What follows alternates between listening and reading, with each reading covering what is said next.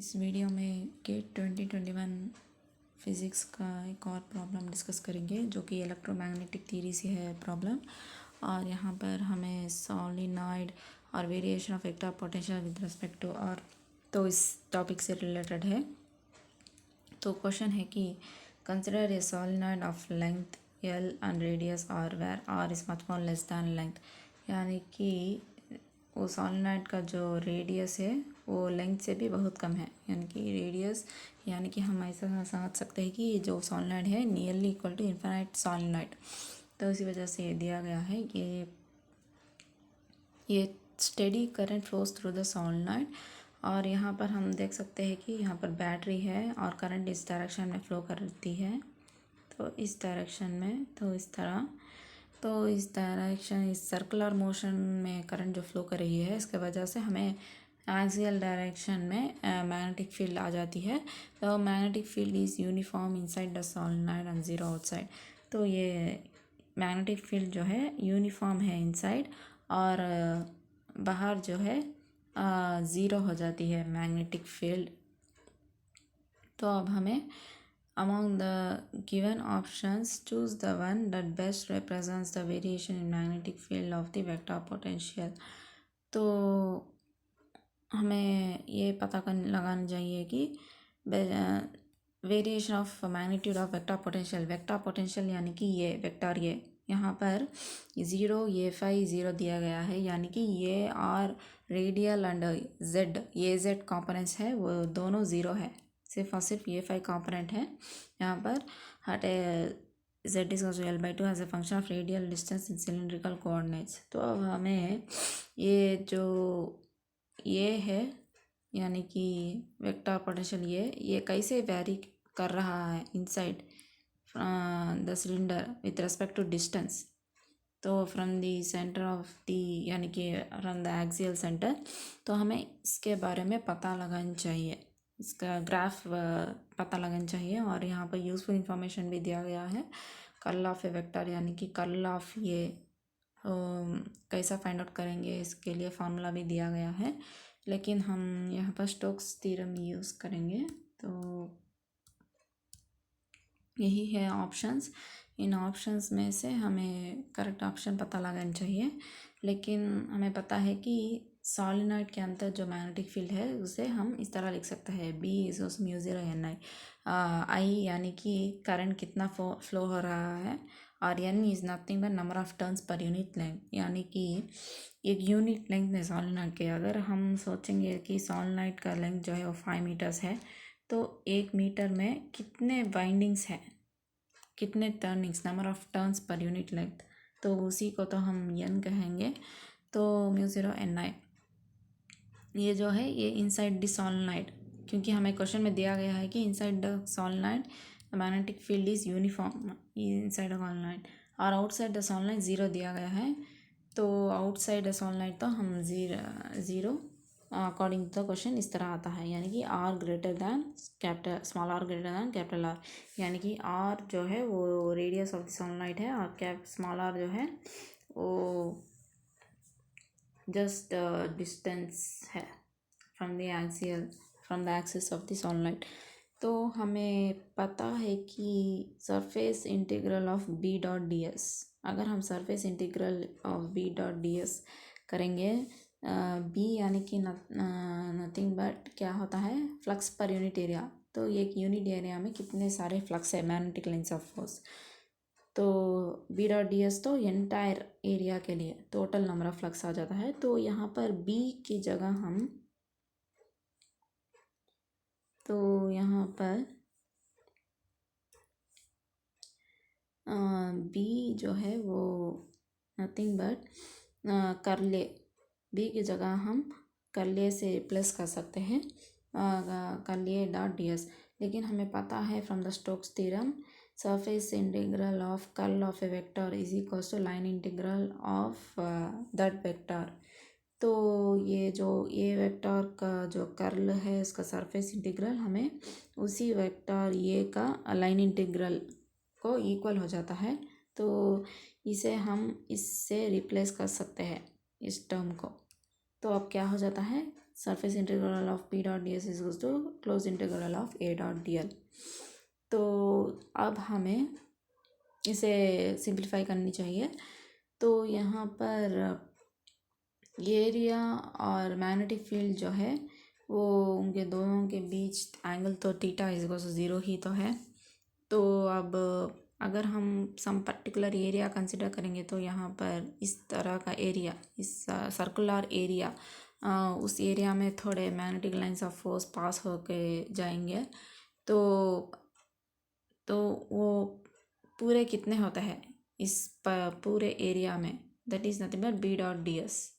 तो वो एरिया यानी कि pi are square into magnetic field क्या है, ये मैग्नेटिक फील्ड जो है बी जो है फ्लक्स पर यूनिट एरिया है, यानी कि यूनिट एरिया में कितना है। लेकिन हमें तो इतने सारे एरिया में हमें फ्लक्स चाहिए, तो हमें तो इस एरिया में फ्लक्स चाहिए ना कि यूनिट एरिया में। तो mu zero N I into pi are square surface integration करने से।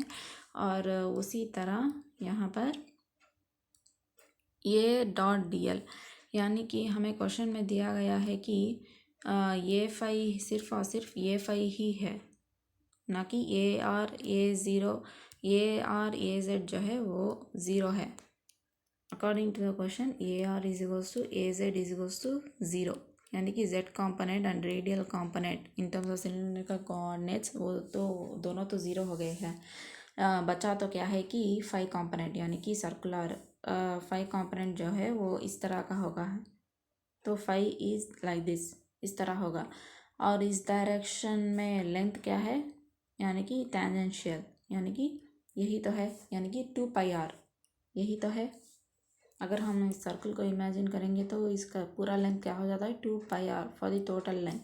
तो इसी वजह से ये 5 इंटू 2πr क्वेश्चन में है, तो हमें दिया गया है कि ये 5 बीच का कॉम्पोनेंट है 0, ये 5 0, इसी वजह से ये 5। तो और इस डायरेक्शन में लेंथ तो क्या हो जाता है 2πr। और हमें z डायरेक्शन में, रेडियल डायरेक्शन में तो 0 है, तो वो यही बचा रहेगा, यही एक टर्म। तो इससे हमें क्या आ जाता है कि यहाँ पर ये जो स्मॉल आर है, पाई और स्मॉल आर और ये कैंसिल हो जाता है, और mu zero N I R by 2, यानी कि ये फाई की वैल्यू जो है हमें ये आ जाती है, यानी कि when R is less than capital R. तो अगर हम इसको कांस्टेंट समझेंगे तो mu zero N I number of turns, current to the solenoid, permeability, ये सब कुछ अगर हम कांस्टेंट समझेंगे तो ये फाई जो है वो is directly proportional to R, यानी कि हमें स्ट्रेट लाइन आती है, यानी कि ग्राफ हमें इस तरह आ जाता है। ये फाई और आर के बीच ग्राफ जो है वो इस तरह स्ट्रेट लाइन आ जाता है।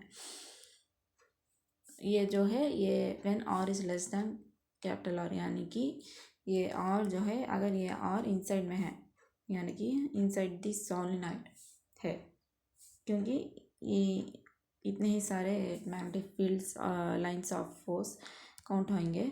अगर अब हम when R is greater than small R सोचेंगे तो, यानी कि अगर और इतना सा है यानी कि आउटसाइड, तो इस केस में क्या हो जाता है हम देखेंगे। यहाँ पर भी हम यही फार्मूला यूज़ करेंगे जो कि हमने अभी डिराइव किया है। तो यहाँ पर म्यू ज़ीरो एन आई मैग्नेटिक फील्ड जो है वो यूनिफॉर्म है, यानी कि यूनिट एरिया में फ्लक्स पर यूनिट एरिया वो तो यूनिफॉर्म है। अगर यूनिफॉर्म ना हो तो अगर उस वेरिएशन है विद रिस्पेक्ट टू आर तो उस पर डिपेंड होगा मैग्नेटिक फील्ड, लेकिन ये तो यूनिफॉर्म है, तो म्यू ज़ीरो एन आई एक ही वैल्यू है। और ये कितने एरिया तक स्प्रेड हो रहा है कि पाई आर स्क्वायर, यानी कि मैग्नेटिक लाइंस ऑफ फोर्स जो है वो यहाँ यहीं पर है इनसाइड द सॉलिनॉइड, और outside the solenoid magnetic field zero होने से वो सिर्फ और सिर्फ यहीं पर है। यानी कि हम अगर यहाँ पर होंगे भी तो भी यहाँ पर गॉसियन सरफेस डालेंगे भी तो भी, लेकिन यहाँ पर जो ये लाइंस ऑफ फोर्स है ये सिर्फ और सिर्फ इसी सॉलिनॉइड के अंदर है, ना कि इस एरिया में तो लाइंस नहीं है। तो इसी वजह से pi are square radius of the solenoid, या ना कि स्मॉल आर। प्रीवियस केस में तो हमने स्मॉल आर लिया है, यहाँ पर हमें कंफ्यूज नहीं होनी चाहिए। नेक्स्ट राइट हैंड साइड में देखें तो ये phi into two pi R, यानी कि ये फाई जो है वो सर्कुलर डायरेक्शन में है और इस डायरेक्शन में लेंथ क्या हो जाता है 2 पाई आर। तो यानी कि डॉट प्रोडक्ट ये उन दोनों के बीच, और ये और ए जेड तो ज़ीरो है अकॉर्डिंग टू द क्वेश्चन। तो यहाँ पर अगर हम सिंप्लीफिकेशन करेंगे तो ये पाई कैंसिल हो जाता है, तो finally mu zero N I R square by 2 R. तो ये आ जाता है ये फाई की वैल्यू हमारे पास। तो अगर हम इन सभी को कांस्टेंट समझेंगे तो mu zero N I R square by 2, यानी कि ये फाई जो है वो इन्वर्सली प्रोपोर्शनल टू आर आ गया है, यानी कि यहाँ पर तो डायरेक्टली प्रोपोर्शनल कि हमने लिखा है, तो यहाँ पर इन्वर्सली प्रोपोर्शनल यानी कि हमें ग्राफ इस तरह आ जाता है। तो जब आर की वैल्यू 1 होती है तो 1, और 2 होती है तो 0.5, और 3 होती है तो 0.33, और आर की वैल्यू 4 होती है तो 0.25, यानी कि वो डिक्रीज़ होती जाएगी आर की वैल्यू। तो हमें ग्राफ इस तरह से आ जाता है ये फाई और आर के बीच। तो यही है ग्राफ। तो इन दोनों ग्राफ, ये जो है ये आउटसाइड के लिए और ये जो है इनसाइड के लिए, इनसाइड के लिए ग्राफ। तो इन दोनों ग्राफ्स को कंबाइन करते हुए हमें ये सी जो है ये करेक्ट ऑप्शन है। तो इनसाइड इज ऑनलाइट तो वो स्ट्रेट लाइन है, और आउटसाइड 1/r। तो यही है करेक्ट ऑप्शन इस क्वेश्चन का। तो यही है सॉल्यूशन। तो थैंक यू।